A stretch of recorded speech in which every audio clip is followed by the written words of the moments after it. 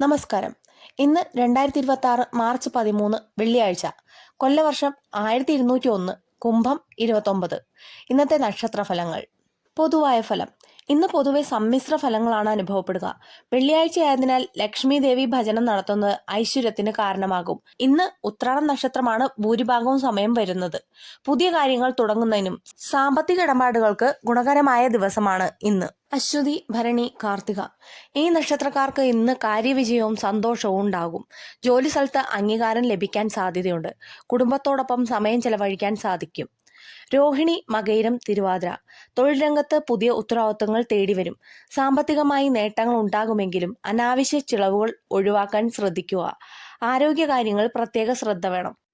പുണർദം, പൂയം, ആയില്യം മനസ്സിൽ വിചാരിച്ച കാര്യങ്ങൾ നടപ്പിലാക്കാൻ അല്പം പരിശ്രമം വേണ്ടിവരും. സുഹൃത്തുക്കളുടെ സഹായം ലഭിക്കും. യാത്രകളിൽ ശ്രദ്ധിക്കുന്നത് നല്ലതാണ്. മകം, പൂരം, ഉത്രം പുതിയ സംരംഭങ്ങൾ തുടങ്ങാൻ ആഗ്രഹിക്കുന്നവർക്ക് അനുകൂലമായ സമയമാണ്. ദാമ്പത്യ ജീവിതത്തിൽ സന്തോഷം നിലനിൽക്കും. പരീക്ഷകളിൽ ഉന്നത വിജയം നേടാൻ വിദ്യാർത്ഥികൾക്ക് സാധിക്കും. അത്തം, ചിത്തിര, ചോതി സഹപ്രവർത്തകരുമായി ഒത്തുപോകാത്ത സാഹചര്യങ്ങൾ ഉണ്ടായേക്കാം.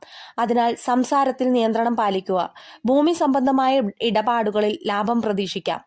വിശാഖം, അനിഴം, തൃക്കേട്ട വിദേശത്ത് ജോലി ചെയ്യാൻ ശ്രമിക്കുന്നവർക്ക് നല്ല വാർത്തകൾ ലഭിക്കാൻ സാധ്യതയുണ്ട്.